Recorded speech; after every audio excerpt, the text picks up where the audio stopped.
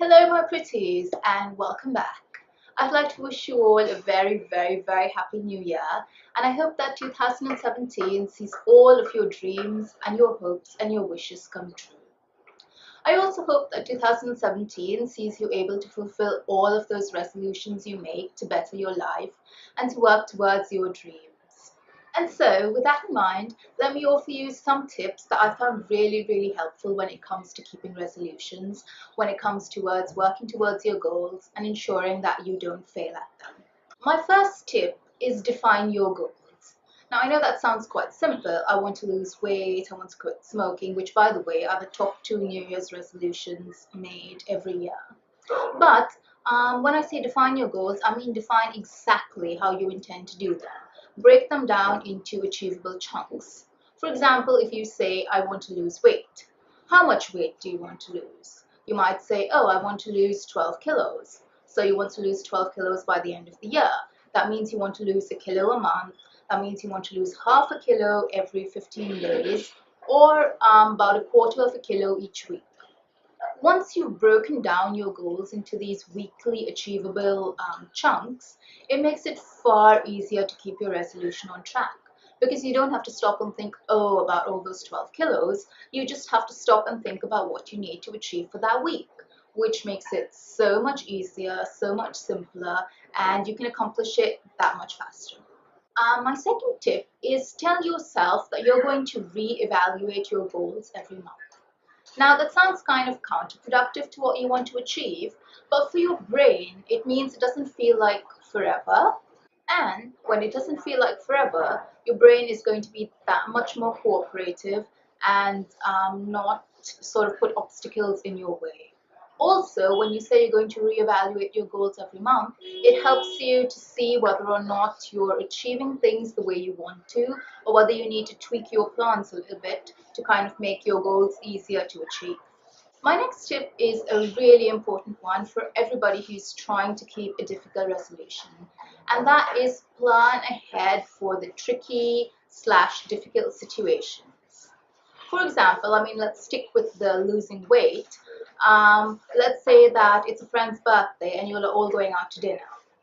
Now, what we normally think is, oh, my willpower will get me through. I'll avoid the cake, I'll avoid the unhealthy food, and I'll be fine. Well, willpower subscribes to Oscar Wilde's theory, which is I can resist everything except temptation. So temptation will walk in, your willpower will wave bye-bye and slip out the window, and you'll be left not knowing what to do. So you'll scoff the cake, you'll scoff the drinks, you'll scoff everything else, and then you'll say, oh, sod it, I've screwed my resolution, who cares? But if you plan ahead and you tell yourself, okay, instead of having an entire slice of cake, I'll maybe have half of it, or I won't have this particular item, but I will have that. When you reach that situation, you know exactly what to do. You don't have to wrestle with your willpower, you don't have any worries, and you can just sail through it smoothly. And you don't feel like, oh my God, I've screwed my resolution up, because you knew you were going to do this anyway. It's part of your resolution. And that ensures that you can keep your resolution and go forward and work even harder towards your goals. So yes, always plan for the difficult bits. This next tip I think is also extremely helpful, and that is make sure your rewards tie into the furthering of your goals. What do I mean by that? For example, when you lose a kilo of weight, it's so tempting to say, oh my gosh, let me go out and have a pizza, I've earned it. That's my reward. But rather than that, why don't you go out and buy yourself some fabulous exercise gear that you're going to be so excited to show off at the gym? You're still rewarding yourself, but it is kind of fueling your further weight loss because you now want to go to the gym to show off those lovely clothes that you bought. Or for example, if you want to reward yourself by working hard towards a promotion in the office, why don't you buy a lovely bag for work? So then suddenly you're feeling more motivated to get up and go to work because you've got this gorgeous bag that you want to show off to your coworkers. So always make sure that the rewards tie in towards furthering your goal, because that gives you more motivation to get further and further ahead in the achieving of your dreams. Another thing that I found really helpful is to force yourself to do something for 30 minutes. Now, 30 minutes is not a very large chunk of time, so you don't feel too forced into doing it. But at the same time, it gives you enough time that if you are really interested in the activity, you might want to continue. And if you're not and you're really like fed up after the 30 minutes, you're still 30 minutes closer to your goal than you were before you started. And my next tip is to allow technology to help you. Now, I don't mean rely entirely on technology, but use technology to help you further your goals.